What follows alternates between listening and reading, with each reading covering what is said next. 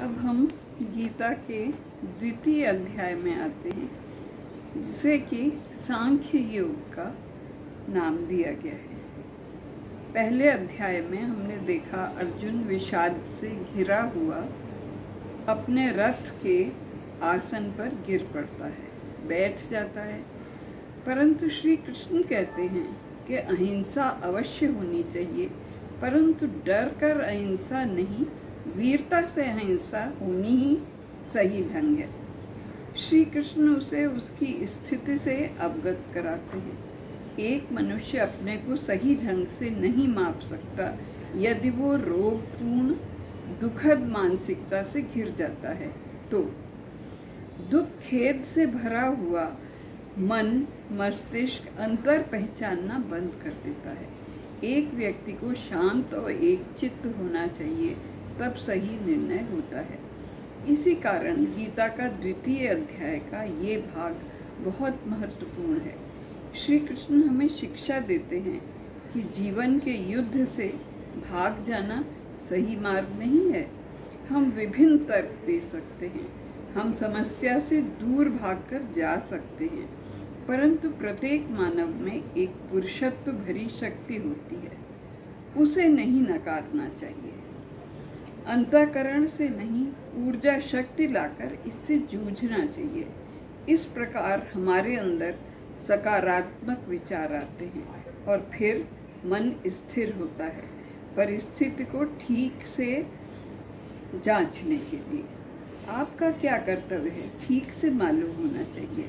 अर्जुन बिल्कुल उलझनों से घिरा हुआ है, उसका निर्णय महत्वहीन हो रहा है।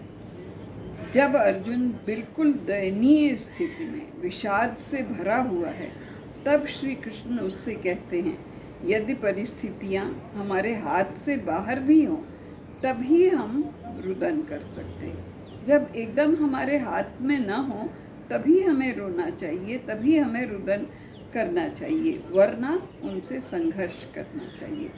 अन्यथा समस्या आपका पीछा करती रहेगी और बढ़ती रहेगी। अर्जुन उस समय नकार रहा है जब युद्ध आरंभ होने को है। दोनों ओर सेना तैयार खड़ी है। आर्य किसी विशेष जाति का नाम नहीं, वरन वीरता का द्योतक है। एक ऊंचे सोच वाले व्यक्तित्व की पहचान है। संस्कृत में सदैव आर्य शब्द का प्रयोग एक विशिष्ट व्यक्ति के लिए हुआ है। किसी क्षुद्र लघु व्यक्ति को हम आर्य नहीं कह सकते। 3 शब्दों ने अर्जुन के नस नाड़ियों को पुनः जागृत किया है। वीर योद्धा हो, तुम्हारे नाम की प्रसिद्धि का विनाश हो जाएगा। तुम्हें स्वर्ग या नर्क कहीं भी उच्च स्थान प्राप्त नहीं हो सकेगा। तुम्हारी कीर्ति का हनन हो जाएगा। तुम्हें ये कमजोरी, ये साहसहीनता, पुरुषत्वहीनता शोभा नहीं देती। तुम एक वीर योद्धा हो, तुम अपना उचित चरित्र भूल गए हो। तुम्हारा अभिमान स्वाभिमान खंडित हुआ जा रहा है।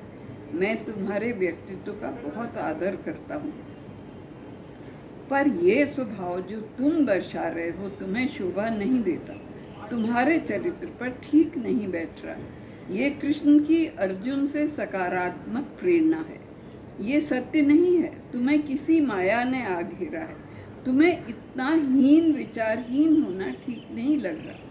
तुम्हारे मन मस्तिष्क की नस नाड़ियों पर एक बादल का टुकड़ा आ गया है, जैसे सूर्य को कुछ क्षण को बादल ने ढक लिया है। तुम्हारा सही व्यक्तित्व मर गया है। तुम्हारे अंदर आत्मिक शक्ति स्वयं की है, उसे जागृत करो। सूर्य अभी भी चमक रहा है, केवल विषाद के बादल से घिर गया है। अपने पैरों पर खड़े हो, बहुत रो चुके, सर्वप्रथम खड़े हो। शक्तियाँ स्वयं जागृत होंगी।